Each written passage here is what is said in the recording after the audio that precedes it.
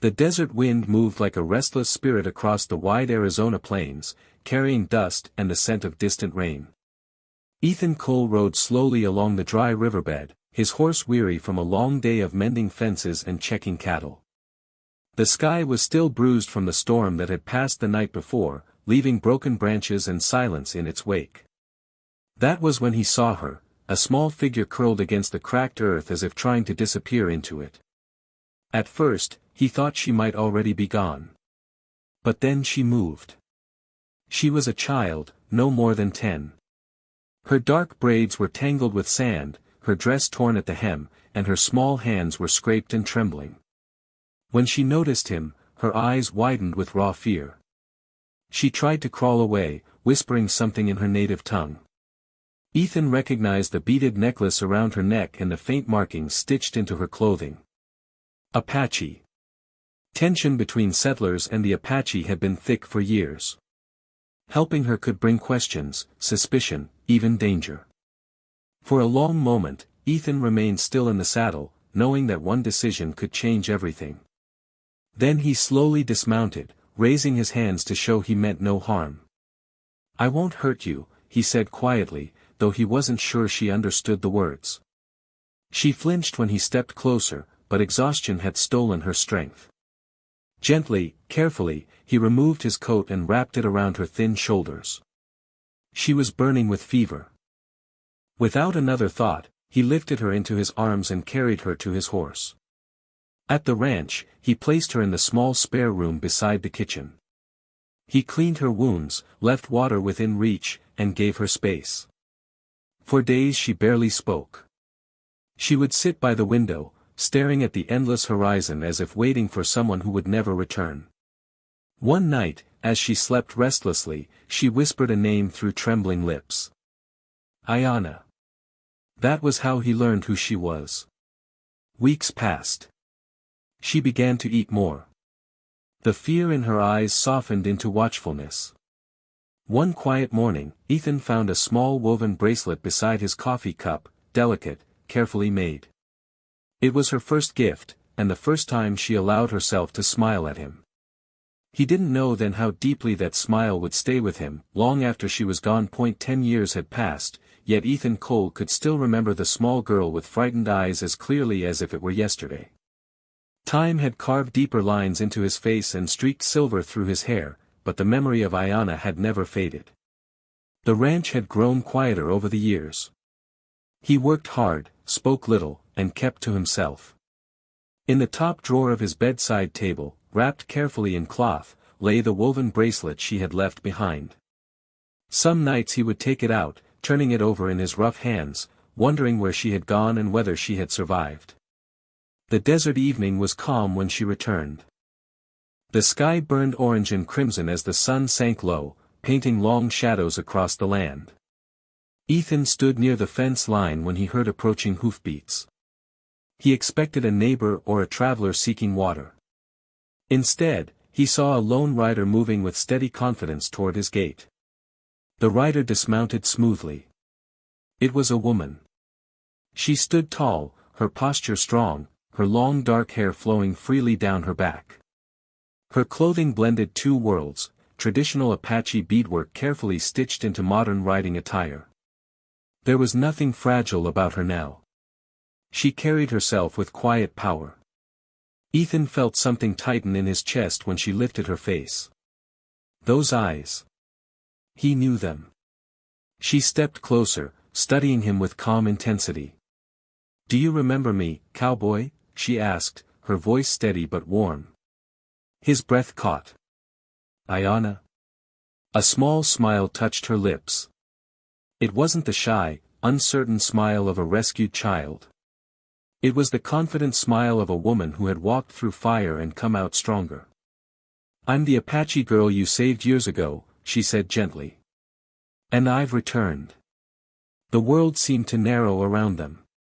Ethan removed his hat slowly, disbelief and emotion battling in his expression. "You disappeared," he said quietly. "I thought. I didn't know what to think." "I had to leave," she replied. "My people found me. They brought me home. I needed to remember who I was. She reached into her saddlebag and pulled out something familiar, the matching woven bracelet to the one he kept hidden away. She held it between them, a bridge across 10 years of silence. I promised myself I would return, she said softly. Not as a child you rescued, but as a woman who chooses her own path. The desert wind stirred gently around them. And I have come back, she finished, her gaze never leaving his, because I choose you. News of Ayana's return spread through the town faster than wildfire on dry grass. By the next morning, whispers followed Ethan wherever he went. Men paused mid-conversation when he stepped into the general store. Women standing near the well lowered their voices but did not lower their stares. Some called her brave. Others called her trouble. A few used words far less kind. The old wounds between settlers and the Apache had never fully healed, and her presence stirred fears people had buried but never forgotten. Ayana noticed the tension, but she did not shrink from it. She rode beside Ethan into town with her head high, her expression calm. Her clothing reflected both her heritage and her independence, and she wore it proudly. Children stared at her beadwork with curiosity, while their parents pulled them closer. She met every gaze steadily, neither challenging nor apologizing. She had not returned to beg for acceptance. She had returned because her heart had chosen its path. Among her own people, her decision had also sparked debate. She had spent years rebuilding herself within her tribe, learning their language deeply, studying their traditions, and training under an elder healer who saw potential in her steady hands and compassionate spirit. She had earned respect through dedication and resilience. Some elders understood her choice, believing unity could bring peace. Others feared that loving a cowboy would weaken her ties to her roots. Ethan felt the weight of both worlds pressing against him. He had lived most of his life guided by simple codes: protect what is yours, stand by your word, and fear no man. But loving Ayana was more complicated than facing down a storm or defending cattle from rustlers. It meant challenging prejudice, risking reputation, and standing firm when others questioned his judgment. He cared for her deeply, more deeply than he had allowed himself to admit, but he worried about the life she would have beside him. One evening, tension finally reached his ranch. A small group of men rode up, their faces tight with concern disguised as authority. They warned him that bringing her into town would stir conflict. They suggested he send her away before matters worsened. Ethan's jaw tightened, but before he could respond, Ayana stepped forward. Her voice was calm yet unshakable. She spoke of peace, of gratitude, of choice. She reminded them that kindness had once crossed a dangerous line when Ethan saved her life. That kindness, she said, was not weakness but strength. Her courage disarmed them more effectively than any weapon. Later that night, under a sky thick with stars, Ethan turned to her and asked if she was certain about facing such resistance. She took his hand without hesitation and told him love was never meant to be easy, but it was always worth fighting for. Was quiet and the world felt new. It was Ayana's idea to hold the ceremony in the open land between the town and her tribal home, a place untouched by fences or boundaries. She said it felt right to stand where neither world claimed full ownership, where the sky stretched wide enough to hold them both. Ethan agreed without hesitation. If they were to begin a life together, it would not belong to one side or the other. It would belong to them. Word spread despite their desire for simplicity. At dawn, small groups gathered at a respectful distance. A few townsfolk came, including the old storekeeper who had known Ethan for years and a young couple who believed in new beginnings. From Ayana's tribe came elders, family friends, and the healer who had trained her. There was tension in the air, but it was softer now, mixed with curiosity and cautious hope.